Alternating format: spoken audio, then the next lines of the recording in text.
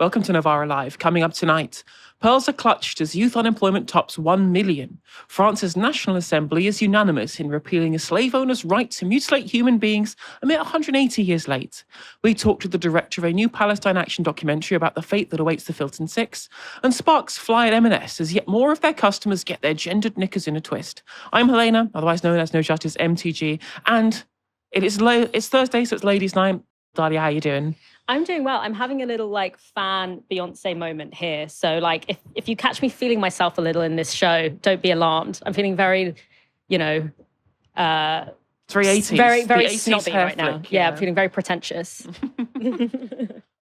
As always, if you'd like to support our work, you can sign up at novaramedia.com/support. And as always, you can also listen to the show on Spotify and Apple Podcasts. And don't forget to let us know what you think in the comments section down below.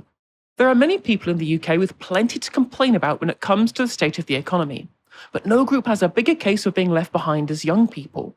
They've had to deal with multiple once-in-a-lifetime economic shocks, one after the other, during what should have been the halcyon days of their lives.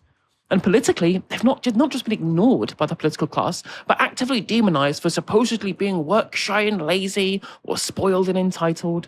The latest moral panic, however, around young people is regarding the levels of youth unemployment, given that the number of young people not in education, employment or training, that's NEET for short, has breached the 1 million mark, around 13.5% of 16 to 24s. Now, this is at least somewhat of an admission, finally, that the economy just isn't working for young people. But it is worth pointing out that this is nothing new. Whilst there has been a recent rise in youth economic inactivity since the pandemic, historically it has always been around the 800,000 mark and is still lower now than its peak during the sharpest austerity period in 2011. Tired canards about the feckless youth have been ever present in the UK political discourse since time immemorial. So why has it become such a hot-button topic recently? Well, the Labour government wanted to find out, and they enlisted a former Blair government minister for the job. Alan Milburn was the Health Secretary from 1999 until 2003, when he was seen as one of the chief architects of New Labour's policy of private finance initiatives, which offered NHS cheap cash, then at the expense of high repayments later, and increased market involvement in the NHS through the creation of NHS Foundation trusts. He was tasked by the government to look into why youth economic inactivity had increased, and his interim report dropped today with some interesting findings.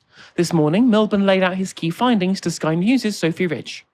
What is going on with this generation? Well, they are stuck in a perfect storm, and if we're not careful, they're going to be a lost generation. If you go back 20 years, that number was 4 in 10. It's now risen to 6 in 10 of young people aged 16 to 24 who've never, ever been in work. So the problem used to be youth unemployment. If you go back down the ages, it's now not really youth unemployment. These young people, about 60% of them, are not looking for work. And if you're not looking for work and you're not in work by the time you're 24, honestly, by the time you're 34, 44, your life chances are really ruined. And why is this? There's a perfect storm, I think, that this generation is sort of suffering from. The nature of the labour market has really changed. Entry-level jobs have gone. Think about the Saturday job. Yeah, like in a cafe in or a cafe. You used to... I was a newspaper boy, delivery boy. I got sacked, by the way. What did you get sacked for? Because I was like a very adolescent boy. I couldn't get out of bed, and I was supposed to be delivering the morning papers. We get it away with it. But it taught me a very big lesson. I've never been, touch wood, I've never been sacked since. But so those jobs have gone, and now young people feel like, that first rung on the career ladder, it's more out of reach for them, and they're left in this absurd catch-22 situation where employers are asking for work experience, but of course they haven't had the opportunities to get work experience. And this is where they get really frustrated. The really great thing, the good news, look, there's a lot of reasons for pessimism, but the reason for optimism is when we surveyed these young people who are NEET, it's a horrible term, but not in education, employment and training, 84% of them want to be in work and want to be training. Yeah, you see, I was so struck by that stat. 84% want a job, right? Or education. I just feel like part of the social contract used to be, if you work hard at school, university, in an apprenticeship, you get a job at the end of it. And it feels like that social contract has basically broken down.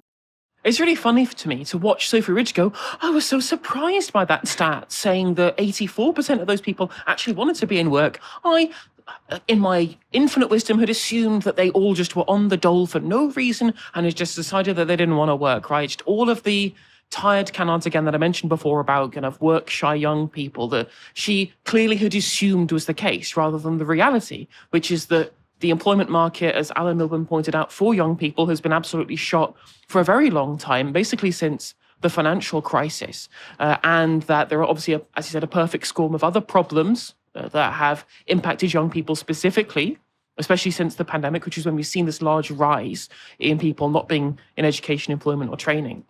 And for then Sophie Ridge to say, well, the social contract, it used to be this thing that we had where we'd pass down the benefits to young people, and that's just gone. And I'm like, you've noticed? You've noticed that the social contract has gone, have you, Sophie? Well, from my perspective, I'm not necessarily a young person anymore at the ripe old age of 34, but it certainly seems to me that there was never any kind of desire to have a social contract at all in a post-Thatcher world where there's no actual social relations that bind us anymore. It's all individual economic units within a society for maximizing profit. That to me doesn't seem like a society with a social contract, especially when you've sold off social housing to one group of people so that they get all the benefits, but no one else can then get the benefits of social housing in the younger generations, especially when, all the cheap credit in the 2000s, something we never had access to, all of the access to cheap houses we never had access to. Now that's continued to increase in value since the financial crisis with those low interest rates, again, to benefit a single group economically, right, of older people, but at the expense of young people getting on the housing ladder.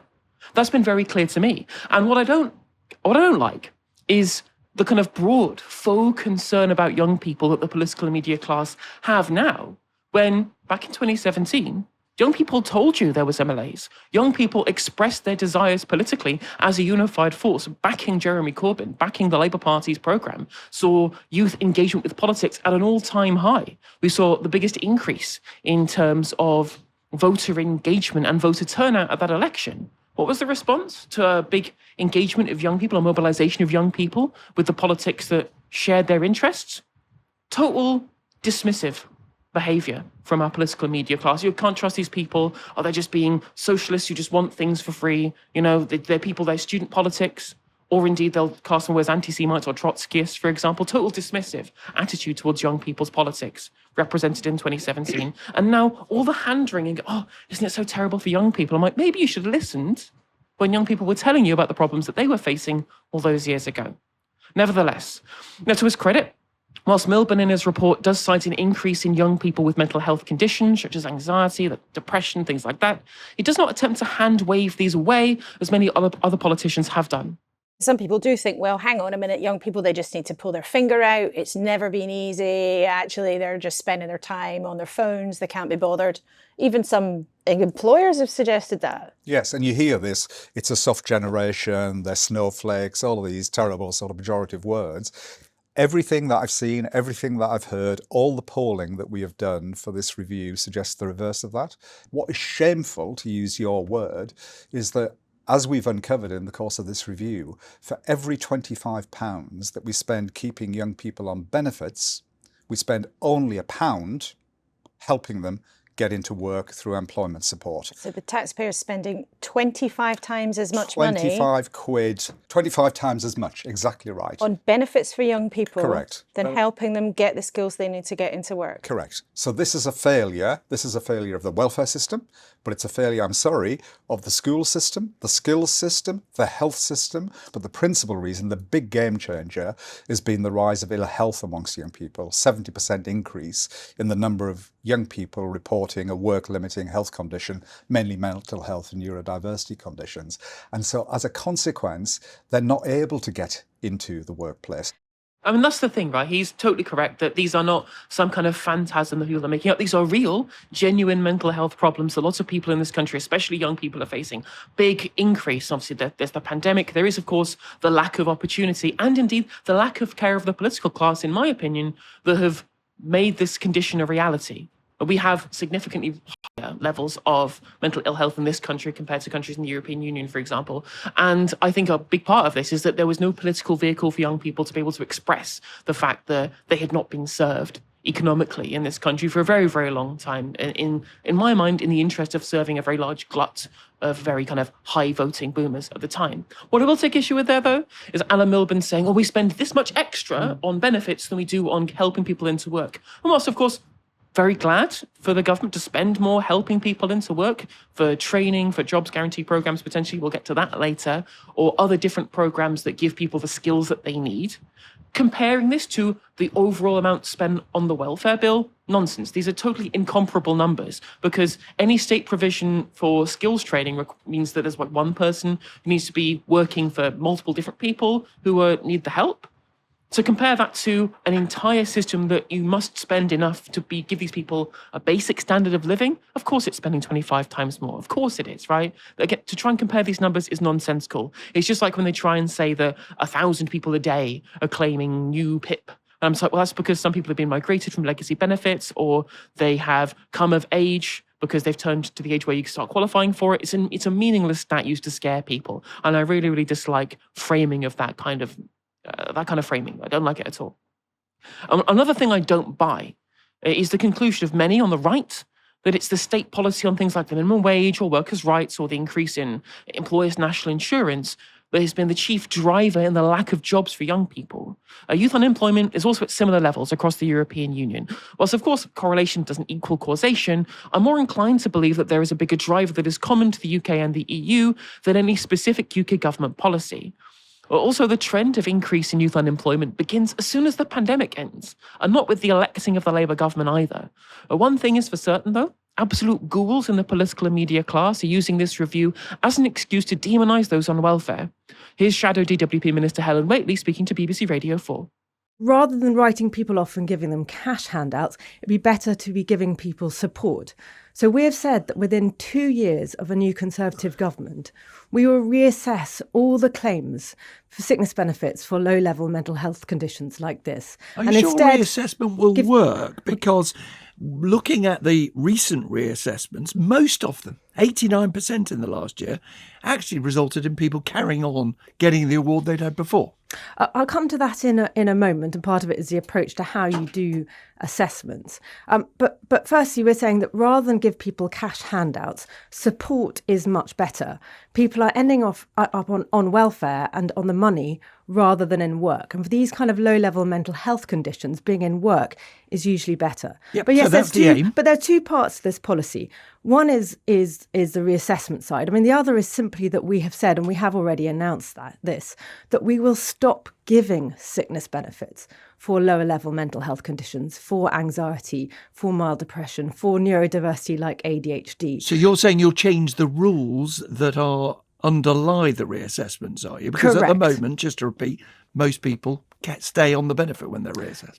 You're correct. So firstly, we're going to change the rules and say those are no longer reasons to be receiving sickness benefits, particularly the personal independence payment, which is intended to help you with the extra costs that you may have when you have a disability, which doesn't in fact apply in the same way when, for instance, you're struggling with anxiety or indeed with ADHD. Now, what she's saying there is, to pardon the phrase, a bunch of bollocks. Okay? So it's first of all to note, personal independence payment does not have a work requirement. The idea that it's a sickness benefit because people are taking it instead of being in work, whilst of course you can be off work and be able to have PIP, lots of people have PIP and are in work. And in fact, taking that away from them makes them less likely to be able to stay in work. As she rightly points out, to be fair, it is there to help deal with the extra costs associated with being disabled. What she's talking nonsense about is the idea that people are getting these benefits for having mental health problems. That's not how PIP works. The way PIP works is you have a checklist of daily living problems that you may have, things you might need assistance with or might need additional support with. And the more you check off of those, the more likely you are to qualify for PIP.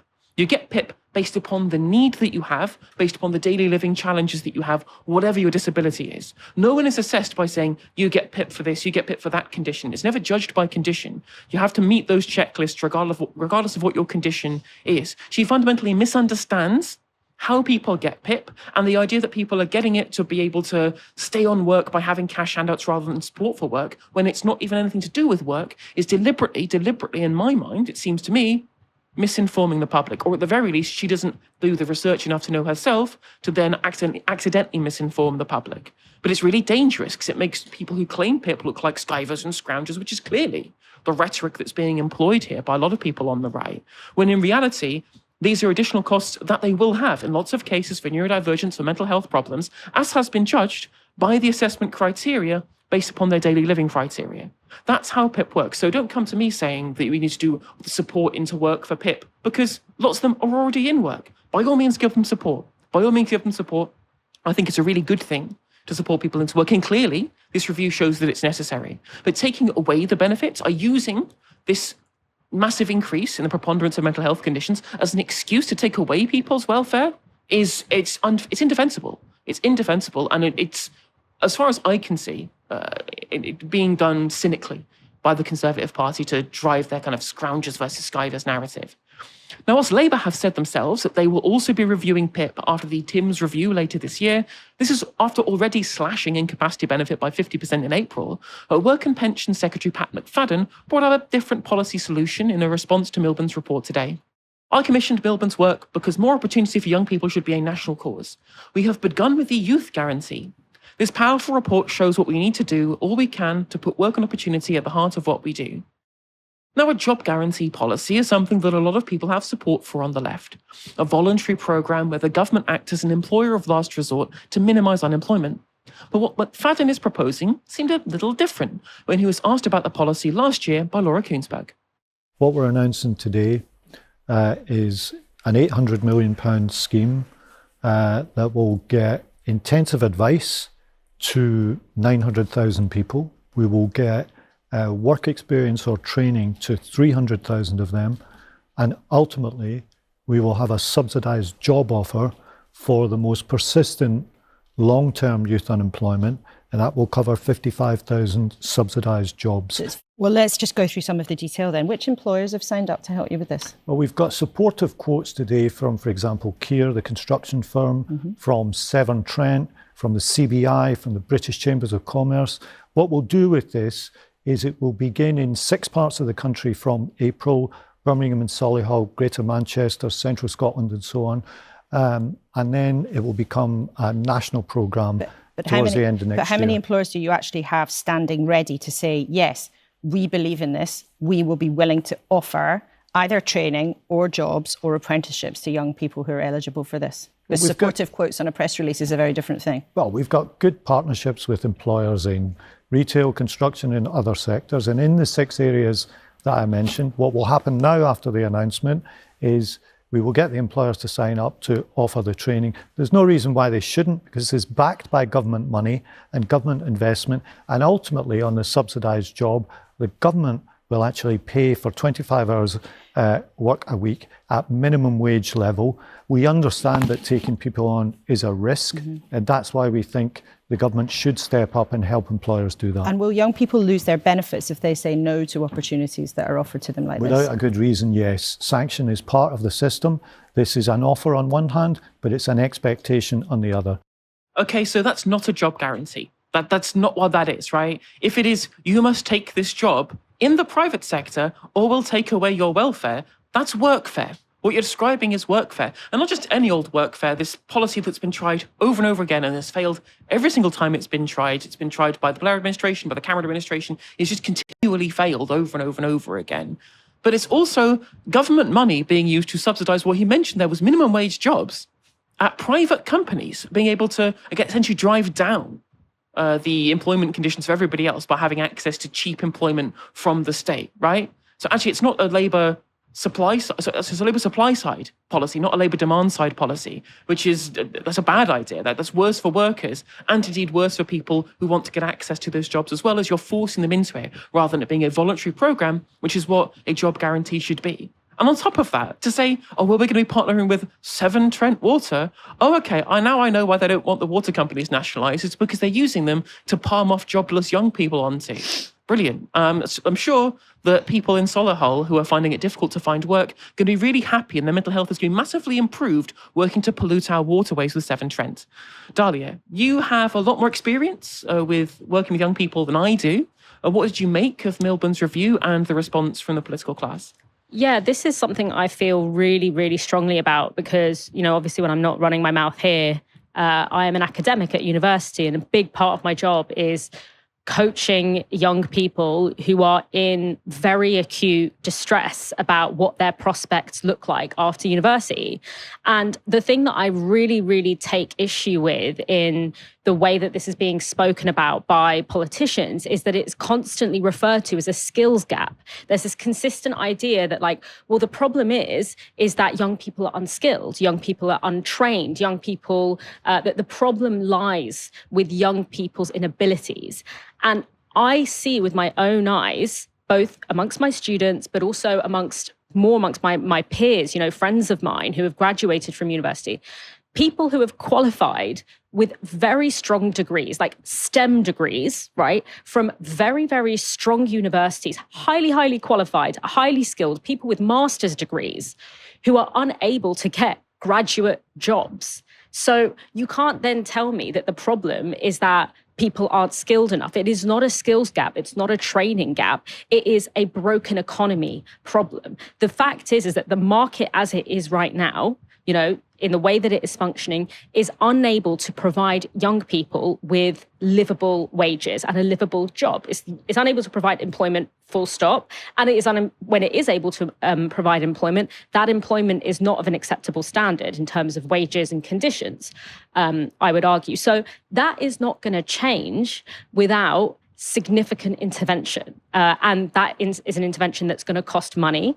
And for me, the question is the intervention that essentially we subsidize the fact that the market is unable to create a healthy economy through taxpayers' money. And it looks like if we want to continue going down this road, that is the only thing that's going to happen, which is that these massive corporations whose job is to, if we're a massive company, an advertising company, for example, can say, well, or a law firm can say, well, all of the job that we would normally give to, a first year law student or law graduate, or that we would give to an entry level, someone who wants to go into advertising at the entry level. If we think that AI can do that job, they are like contractually bound to get that job done for the cheapest possible wage. And if that means getting AI to fill that gap, they're going to fill that gap unless they are legislated against that. And so what that is going to look like is essentially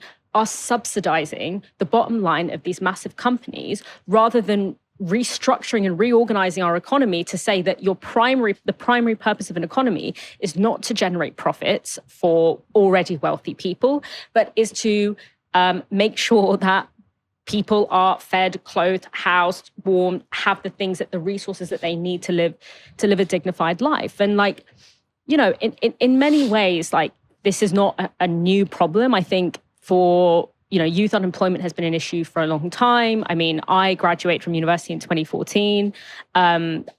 Anyone who has sort of come into working age since the 2008 financial crisis has been dealing with a very tough labor market. But I think what's different now, and the thing that I notice amongst young people that is different now, is that we are no longer living under the delusion that this is a blip and that this is going to get better. I remember in 2008 when the financial crisis happened, the day that Lehman Brothers collapsed, I went into school and my history teacher, who I absolutely loved, I remember her saying, this is just how the economy works. The economy, we live in a cyclical economy. It's boom and bust, and we're just in a bust. And in 5 years, you're going to forget that this even happened. And obviously, because we still lived in this idea that capitalism has this kind of boom and bust cycle, and that, yes, things are tough now, but there'll be a process of recovery and then there will be growth again. And I think now, for many reasons, whether it's, the rise of AI, the rise of geopolitically unstable world, or increasingly geopolitically unstable world, the completely vicious levels of inequality and unboundaried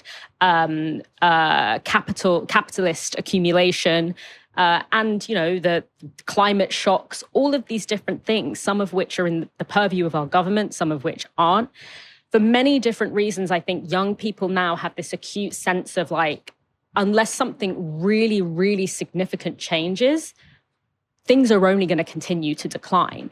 And that hopelessness, that sense of abandonment is incredibly worrying. I think we are sitting on a ticking time bomb when it comes to young people's mental health, when it comes to young people's sense of belonging and citizenship in a society. We talk about the economic problems.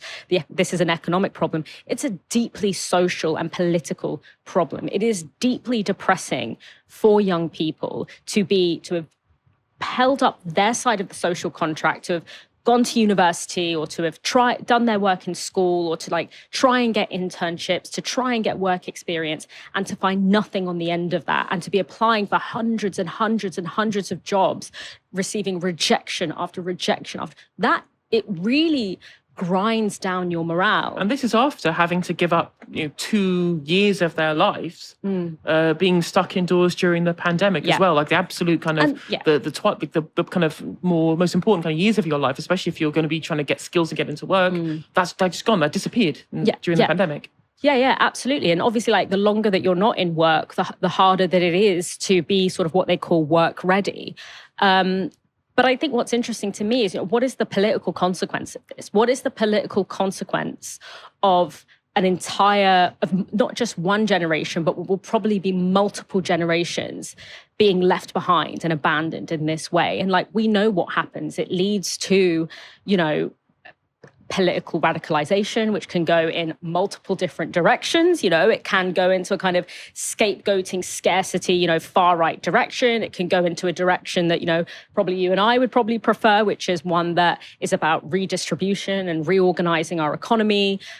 But that's that's not an easy transition. That's not an easy thing to kind of fight for. But what it will also lead to is a deep sense of malaise and really significant social and social consequences. And it really, really worries me. And I really, for anything that we can say about, the impact of social media on young people, or whether or not young people are more snowflakey or whatever than other generations. I mean, this is what every generation has said about younger generations. Literally, you can find Socrates writing, talking about how these young people today, they don't know what's good for them.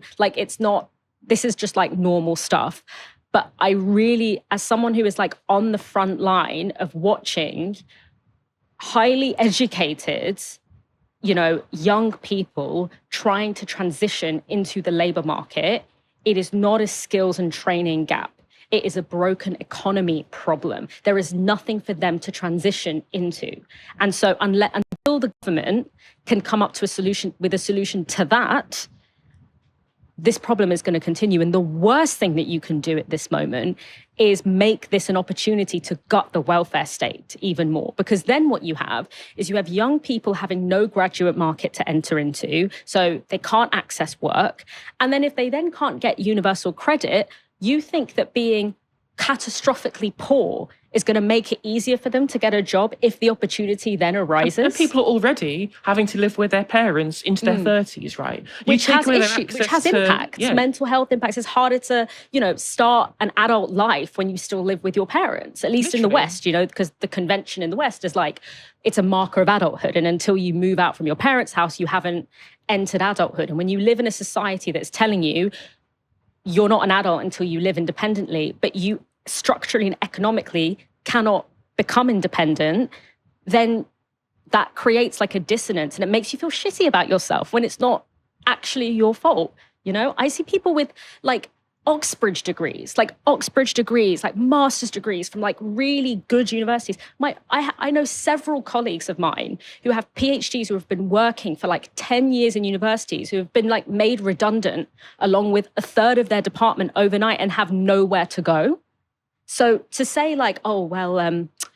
we just need some work experience because the problem is that these kids don't have enough, skills. The problem is that they're just so unskilled that employers don't want to hire them. Employers don't want to hire them because employers don't want to pay for graduate level jobs. And it's this impact of the fact that the labor market is so bad all throughout it that now people who should be, mid-level, at the mid-level, who maybe have been made redundant because of cuts, are taking graduate level jobs. So an employer is saying, well, if I can hire someone with 10 years of experience and pay them what I should pay someone with no experience, no capitalist in their right mind is not going to say, well, I'm going to hire the person with 10 years experience instead of a graduate. Why would I spend the money and time training someone up to do a specific job if this person who's been doing it for 10 years, I can pay them 30 grand a year?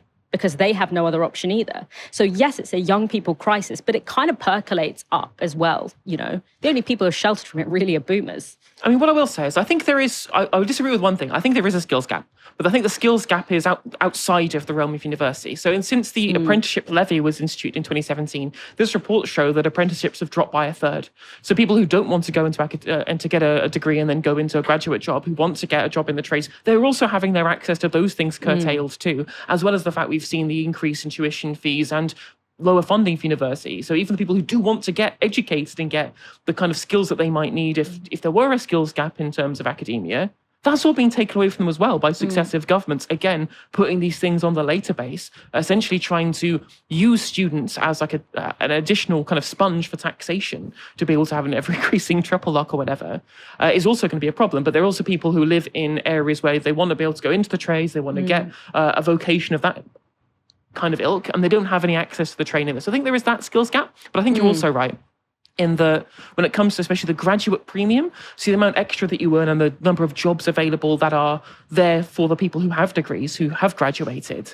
That graduate premium has absolutely collapsed in the country, and it's since 2010. It's not since 2008, since 2010 that that's collapsed. It is since not just the financial crisis, but the austerity program of the coalition government that absolutely slashed investment. They said that the private sector would come in and fill investment, and it didn't. It's a liquidity trap. Like when you're in a liquidity trap, even if you put interest rates down to zero, which happened in that era, private investment still doesn't fill the void. And so there needs to be state investment, state-led investment to be able to create those graduate jobs, to do demand-side policy, expansionary policy, to be able to fill that slack in the labour market and lead to more investment to create those good jobs. You compare the UK with America, where they have a similar amount of people going to university, similar amount of people getting STEM degrees too. Like you can't just hand wave away the UK as having Mickey Mouse degrees, sending too many people to university. Because in America, they send as many people to university as we do, as many STEM degrees as we do, and their graduate premium is still going up. Graduate premium is still going up, and their youth unemployment is, is the 50% lower than ours. And the reason for that is they didn't do austerity. They didn't do the kind of policy I'd have liked them to do when they did expansionary policy. But at the very least, Obama and Trump both ran big deficits. Obama was more stimulus, whereas Trump was more like tax cuts for big business, right? But it still meant there was money in the economy to be invested somewhere else. And that never happened here. And so we just ruined our economy when interest rates were zip zero for nothing. And all it's done is meant that our generation, again, have nowhere to be able to find a good job. And on top of that, those 0% interest rates meant that all the extra liquidity that created poured into financial assets, poured into housing that now young people can't get access to, whilst the asset of the people who had the asset wealth of the people who had those assets to begin with has spiraled out of control. It's incredibly unfair. Yeah, and also like what I would say to that is we do need a massive state intervention. My frustration is like, why should that state intervention be going towards subsidizing companies into hiring young people? If that is what state investment is going to go into, then let's be very honest about what this so-called market-driven economy is. This market-driven economy is not a market-driven economy. This whole idea of lack of state intervention, letting the market regulate itself, idolizing, creating this idea of like how the private sector is so efficient and it creates wealth and it's so effective at kind of building the wealth of a society or developing a society. It's like, well, then if it was like that, then why is it unable to provide a basic economic health of a country without massive intervention by the state and massive bankrolling by the state? So let's just be very clear that we don't live in this like neoliberal fantasy where the market is able to pay for itself and is able to generate wealth. No, the state is repeatedly has to intervene to subsidize and underwrite the ability of people who own massive companies, people who run massive businesses, to continue being able to run that business at a profit rate that they find acceptable. So let's just be very clear about who are the welfare queens and who's sponging off the state and who's sponging off whatever. If we're going to actually like look at if we're going to be really honest about what this this stasis that we're in, this crisis that we're in, actively needs. 100%. And it's really important that when people start losing skills and don't continually have access to be able to retrain, it's very difficult to get back into that skill. And companies don't want to train their workers anymore.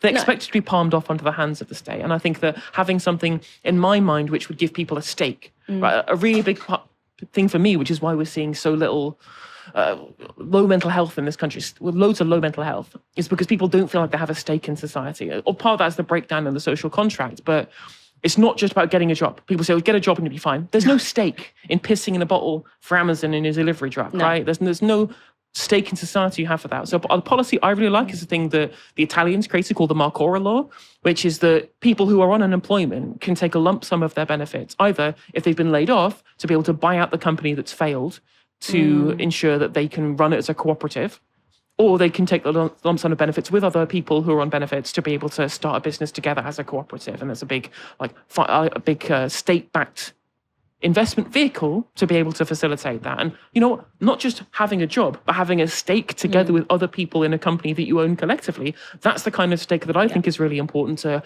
build back that social contract again. And that's the kind of thing that when we pay tax, that's where we want our tax to go.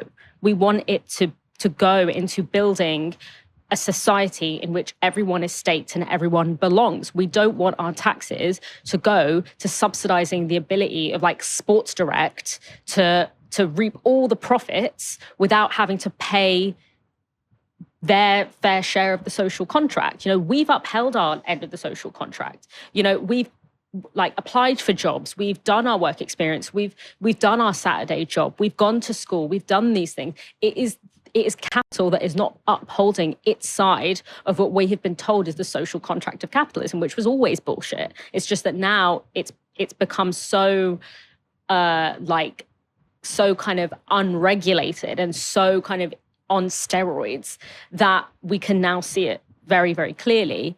You know, and it's very, very sad. I think that for a lot of young people, you know, when you talk to them about like, what do you want to do with your life, you know, and before, at least when I was a student, I used to feel like, you know, you would say either, I don't know what I want to do, but I really like this, or, you know, I know exactly what I want to do and it's this. And normally what you end up doing is a kind of compromise between what your dream is and what you need to do to pay the bills. And now when I speak to young people, not just in my job, but more broadly than that, and you say, you know, what do you want to do with your life? They can't even say the words I want. More often than not, what you hear is, I don't know, whatever I can get. And it's really sad that at like 18, 19, 20, 21, you know, up to 25, that people have already gotten into a frame of mind where it's like the idea that I can have any autonomy over what I do with my life, because work is where we spend the majority of our time. The idea that I could have the indulgence to have autonomy, any semblance of it, over what I spend my life's work doing is such an indulgence. Like that is so inhumane and a marker of such a failed society.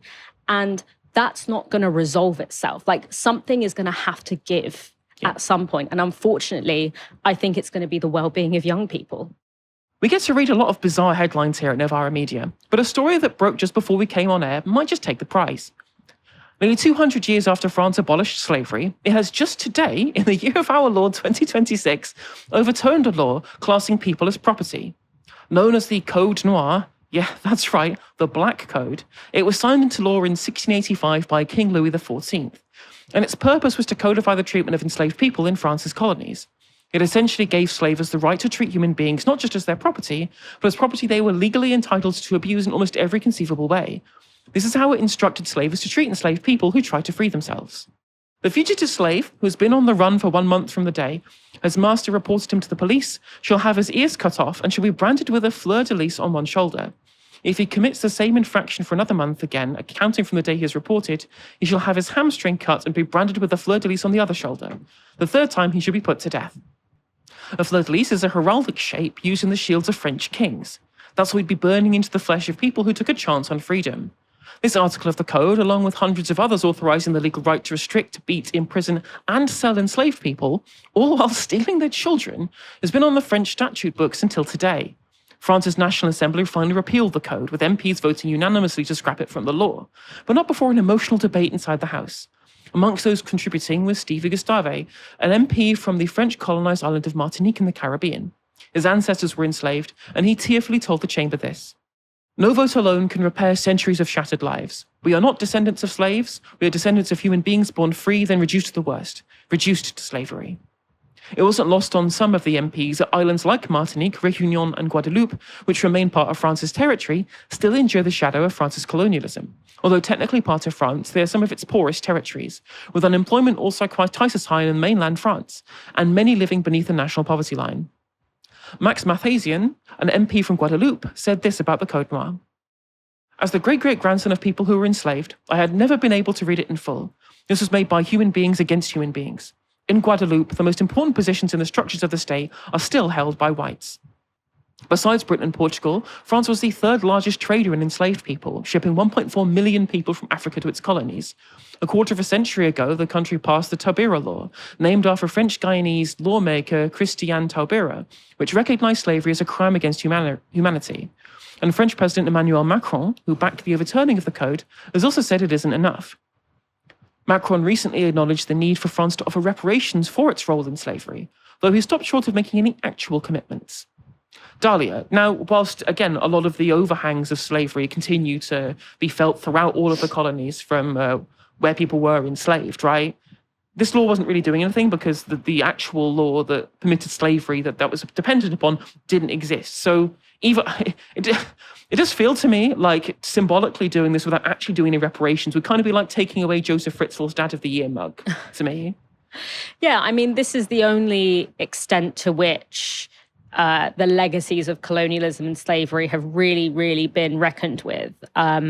It's been through these kind of symbolic gestures. And I mean, you know, I'm not inclined to like massively or completely dismiss that because, you know, at the end of the day, like you have to actually be able to recognize something in order to be able to do something about it. Now, it's a very, very small step, but, you know, if you haven't even recognized the problem, then, you know, it's a non-starter. And I think what's really important to kind of take away here is that, you know, we think about colonialism and slavery as being this kind of these relics of a very, very distant past, you know, that this is just, it's history, it's something for the history books, and that it has nothing to do with kind of global patterns of inequality or global power, the way that power is structured in the world that we live in.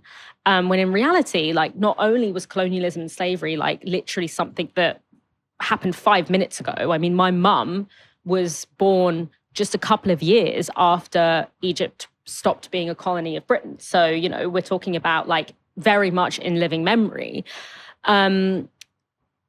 So it's not just that this happened a very short time ago, but colonialism was and is the blueprint of the contemporary world today. Like when you look at the flows of money, when you look at the flows of influence, when you look at the flows of political power, the flows of resources, it still very much flows on the same lines and circuits that it did under empire. And that's kind of a fact of the matter. And if a law that still encodes some people as property is still on the books, then how can you possibly argue that the very complex and nuanced and deeply entrenched legacies of colonialism and slavery are somehow a thing of the past? Because, you know, an archaic law on the books is a very easy thing to change, and even that hadn't been changed until today. So when we're talking about the kind of the long tail of colonialism, which I would argue it's not really a legacy, it's just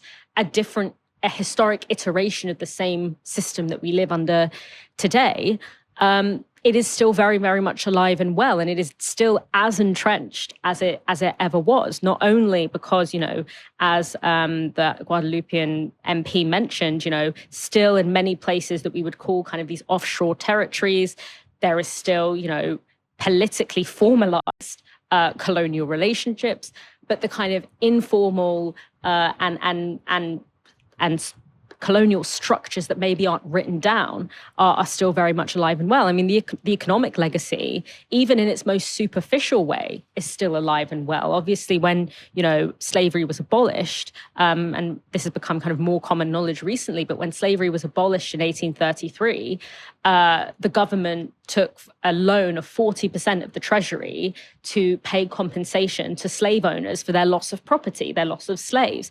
And it wasn't until 2015 that British taxpayers stopped paying off that loan. So even in the most superficial and direct economic legacies, like paying off the loan of a slave owner given to a slave owner, those have only recently been addressed. So when we're talking about like the deep stuff, like the deep structural colonial planning of our global system, we're still alive and well in this thing that we call colonialism. And it's a very important thing to acknowledge, because I think a lot of people, when we talk about something like economic inequality or immigration, a lot of these issues would be a lot more clarified for people if we truly understood and took into account what it means for the West to have colonized the entire world and to have extracted from the world in the way that it has.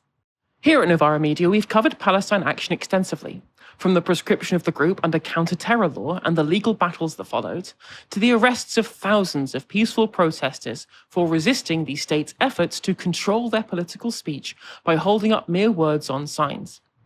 We've reported on every aspect of the government's clampdown on direct action.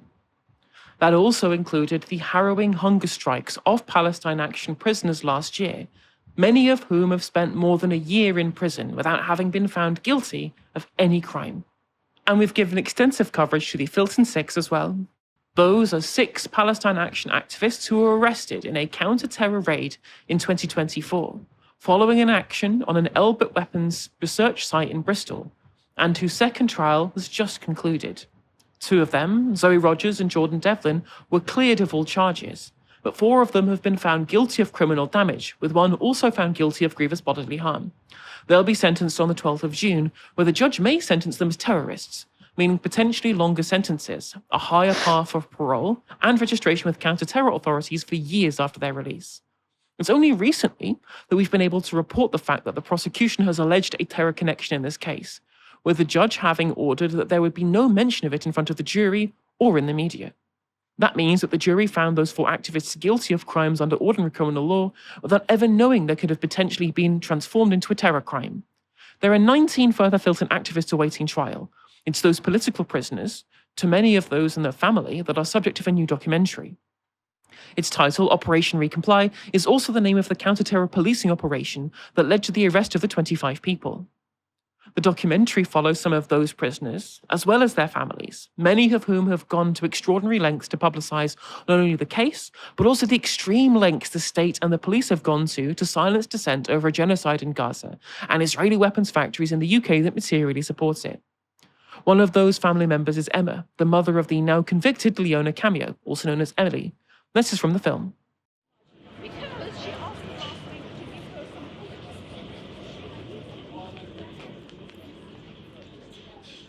So on Wednesday, I saw that Emma, the mother of Ellie, had locked on in front of Parliament. And what that means is her arm was attached to a suitcase so that you can't be moved as easily. She had this beautiful picture of Ellie, and she was surrounded by all these cops, but she was so calm. And she was just reading like words. She had Zara's words, she had Cameron's words printed out. I felt like the state had radicalised me. I was honest, upstanding citizen, never broken the law, and it's the authorities that have poisoned me. The way they've portrayed my daughter, what they've done to me. I'd been trying to see my own MP here in Swansea, who was very dismissive, very unhelpful. So I thought, you're going to go along to Parliament. And I thought, well, this is my moment. I just decided that I would do my own little protest. You must be well proud of yourselves, counter-terror police, for imprisoning 18 people who let compassion override comfort. The streets are safe.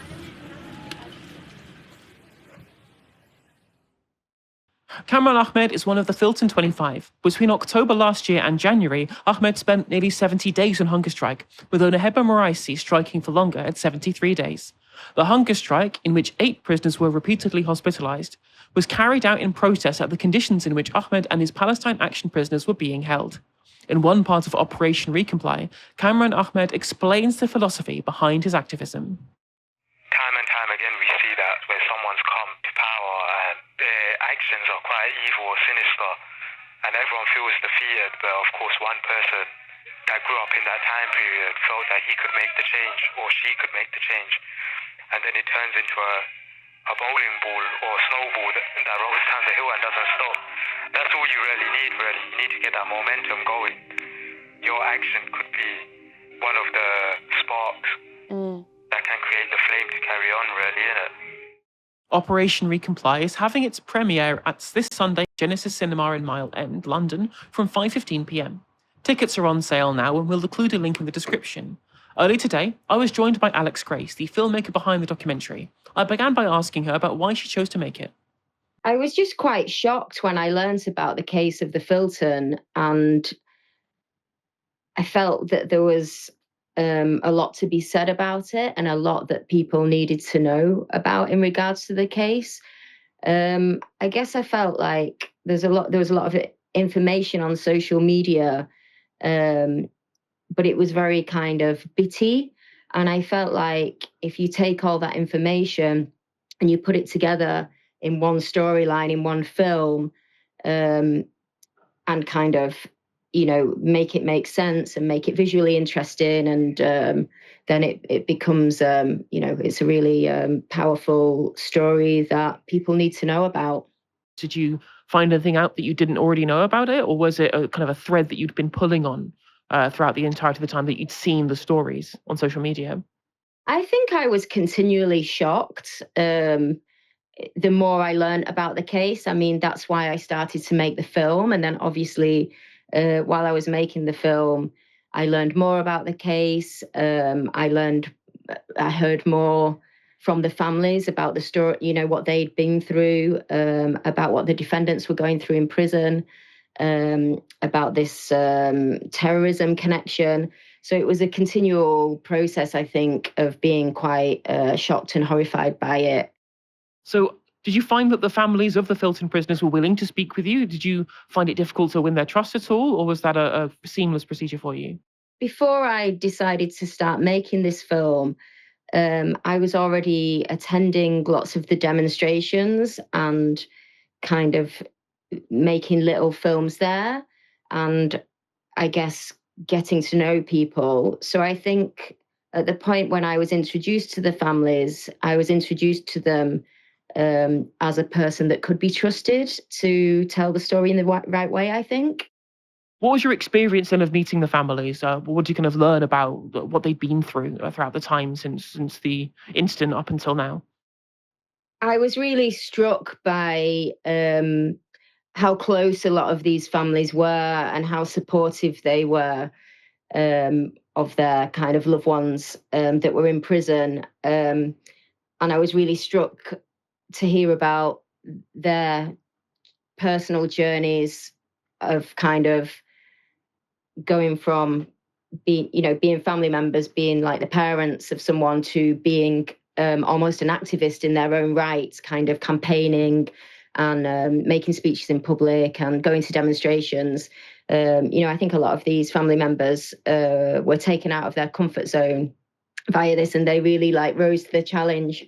But I was also struck by how impacted these families had been by things like the violent house raids and stuff. It wasn't only the defendants that were affected by that. They had one family had younger children handcuffed by the counter-terror police and stuff like that. So I was really affected by that. And how did you fund this project to begin with? That's a really interesting question. I didn't have. I've basically been living off a very minimal income all year, doing the occasional kind of photography job. But it was, I didn't have any funding. It's just been me and a camera and a microphone. So So in terms of that, I've not been kind of spending any money. It's just been kind of trying to get bits of money so that I can, live. Obviously, things became a little bit easier when I set up the fundraiser. I set up the fundraiser in, when was it? I think like October or November, when I started to realize that I was going to have some rather large bills to pay that I didn't have the money to, to pay for, like legal fees and other people to come on board to help me finish the film. On the subject of the legal kind of problems with regards to reporting on this, as we know all too well, engaging any reporting on Palestine action carries a lot of legal risk with it, much of it connected to obviously the counter-terror laws we've discussed already. How did you navigate this? When I started making this film, Palestine Action were not a prescribed group. So I was kind of making a film about families that were, the Fulton families that were affected by their own case. And obviously that's inherently linked to Palestine Action. So yeah, there was an interesting period, I guess, during summer. It was probably around this time last year, or maybe a bit later than this time. Where Palestine Action got prescribed and everything felt really risky. For a long time, it wasn't this film. It wasn't it wasn't public that I was making the film. Nobody knew I was making it other than the people that were involved in it. So it was only really when I set up the fundraiser that then I kind of went public a little bit, and people started to become aware that this film was being made. But it's only, I'd say, really recently now I'm kind of releasing it that people are a bit more interested. And what would you like people who watch your film to take away from it? You know what I would like to happen with the film? I'd really like it to reach outside of the movement and activist bubbles. And I think it has capacity to do that because it's kind of it's a story, a people-led story, a human story about kind of ordinary people that have had their lives like blown apart by these events that have happened. So I think it has got the potential to reach outside of those bubbles. And the reason I would like it to do that is because I think, it's something that impacts everybody in this country. If this can happen, if they can get away with using counter-terror laws in this way against activists who are essentially in court accused of criminal damage, like everybody needs to know that this is happening because it can have an impact on anybody who then gets caught within the criminal justice system or the criminal injustice system as it's rapidly becoming. Absolutely, 100%. The erosion of civil liberties and the kind of breaking down of liberal norms, it affects us all, 100%. Absolutely agree with you. Tell us when and where people at home can see the film as well. The film is going to premiere on Sunday at Genesis in London at 5:30 p.m. So doors open at 5 p.m. and then the film will start at 5:30. So there's still some tickets available for that screening. So that'll be the big one. And then we're doing a little tour. I've got a few screenings arranged. There's a screening in Leicester on Friday evening. There's one in Manchester, but I think that's sold out now. So I've just posted another screening in Manchester on the 17th of June. And there's a screening at Liverpool, at Fact in Liverpool on the 8th of June. I hope I'm getting all these dates right. But all the information is I've set up a website, which is operationrecomply.uk. So all the information about screenings will be going up there. I'm currently organising screenings in Newcastle, Glasgow, Edinburgh. We're going to look at Leeds, Bristol. Yeah, I'm getting lots of emails about screenings. So hopefully we'll be going all over the place. That was filmmaker Alex Gray speaking to me earlier today, whose documentary Operation Recomply premieres this Sunday in London. You'll find a link in the description. Now, a new report published by the Centre for Climate Justice at Queen Mary University London digs deep into the extent to which protesters are being turned into political prisoners by our courts, police and government. Called Britain's Political Prisoners and published in collaboration with Defend Our Juries, the report details the ways these three branches of the state are criminalising protest at an alarming rate. Now, this report is the first of its kind to look at every case so far of jailed protesters over the last 5 years. Looking at 286 cases involving climate and Palestine protests, the authors of the report identify 3 ways that the criminal justice system dishes out outrageous punishments to protesters, saying this: remand has been used indiscriminately and recklessly as the first line of attack. Contempt of court has been freely used as a mechanism to protect corporate interests, to remove legitimate defences and to circumvent criminal process. Judges have handed down exceptionally long sentences over a sustained period of time. They're not joking about those exceptionally long sentences, saying this: in 256 cases, we were able to record the period of remand detention and the sentences imposed. In those cases, the total amount of jail time added up to 136 years. The average imprisonment period was 28 weeks, more than 6 months. 1 in 3 protesters, 34%, were jailed for 6 months or more, and 1 in 5, that's 21%, were jailed for a period exceeding a year. And again, to think that these are, again, crimes of protest, crimes of civil disobedience. Again, as we talked about in the interview earlier, this removal of a bunch of civil liberties, this reneging on like liberal norms, this should scare everybody watching at home.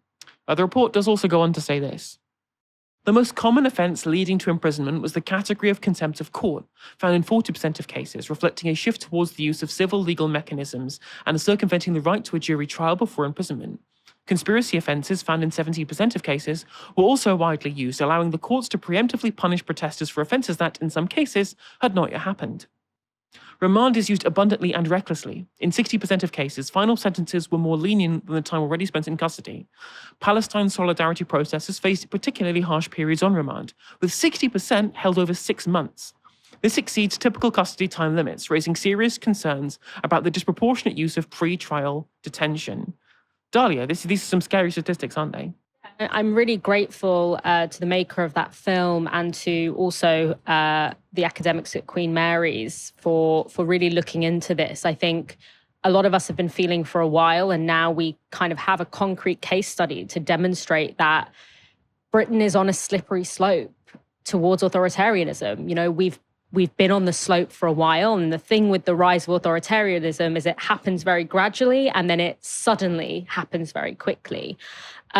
Because what we're fundamentally seeing the breakdown of here is, you know, within a liberal kind of democracy, there are meant to be some guardrails that mean that there is a separation between government and the judiciary. Now, there are lots of valid reasons why we can say that a lot of those guardrails are insufficient and that the law has always been a kind of political vehicle. But what we are seeing right now is attempts to circumvent even those insufficient guardrails that have historically existed. We see this both in the case of, for example, in the abuse of remand, the abuse of things like contempt of court, where, you know, for example, one of the lawyers for one of the defendants in the Palestine Action case was found to be in contempt of court because, or the judge tried to find him in contempt of court for reminding the jury that they have a right to jury equity, which is entirely within their right and entirely conventional. But there is an abuse of contempt of court procedures to prevent him from informing the jury of their rights. We also see this in the expansion of an abuse of terror legislation, you know, where people who have not harmed a single person, do not believe in an ideology that involves harming a single person, have not planned to harm a single person, are being convicted and arrested and charged under terror legislation. And the thing about terror legislation is that, you know, we have a set of laws and a set of principles that protect people from the political abuse of the legal system or from the abuse of power by the legal system. We have fundamental rights that are supposed to protect people in the process, within legal processes, and terror legislation takes you completely out of that. So things that any other normal person who is being charged with a crime still has access to certain rights, but a lot of those go out of the window when the word terror comes into the room. So when you expand the remit of terror legislation, you're expanding the remit of people who are stripped of those fundamental rights. Something that is supposed to be a very exceptional and rare thing becomes more generalized throughout the judicial system. And I think it's really important to zoom out and see this story in conjunction with the first story that we talked about on the show, which is large-scale abandonment of young people. As inequality deepens, as, we have not just one lost generation, but lost generations who are losing their stake in society, we are likely to see an increase in things like social disorder, some of which will be articulated as political processes. And when we see the loosening of these kinds of judicial protections and the political weaponization of the legal system in this way, what that sends a message to me is that the way that the state is planning on dealing with the inevitable social disruption and disorder that is going to come out of our broken economy is going to be through punishment and criminalization. And that is particularly the case when you look at the fact that, contrary to popular belief, we actually have quite a privatized prison system in this country. There are a lot of people who make a lot of money from putting people in prison in this country. Actually, a higher proportion of our prison population are held in private prisons than in the US, and a lot of people don't know that. So when you see all those things in conjunction with one another, it becomes very clear that the kind of social issues and economic issues and political crises that are going to emerge out of deepening inequality, the response to that is going to be repression and violence. And this is why, we've had a lot of conversations on the left since Black Lives Matter about this question of prison abolition. And it's become a very out of fashion idea now. There's a sense of, you can't argue for prison abolition. You can't argue against policing because it alienates people. And you know what? I can concede that I'm sure that for a lot of people whose lives have not been touched by the prison system, the idea of abolishing prisons seems insane. And look, you don't have to call it abolition. You don't have to have a maximalist position on it. But we do have to get very real that the expansion of powers to criminalize in the context of economic and social crises is going to become an issue that the whole working class is going to be impacted by. And that if we're talking about minimizing the harm and fighting for the rights of working class people to have better for themselves, we are going to have to think about what our strategy is for a state that is expanding its policing and prison powers, and what we're going to do with the fact that a state is using criminalization to deal with social and economic issues, that it is the only response that the state has to these kinds of issues. So I can agree that maybe it's not good comms, maybe it's an unpopular political line, it's also real. Just because it's something that maybe a lot of people don't understand, and it sounds very abstract and sounds very strange. The fact is that as progressives, we need to be doing everything we can to make sure that the state does not have the power to politically criminalize people, because that is going to come for our economic justice movements. It's going to come for our climate breakdown movements. It's going to come for the movements that are really important to us.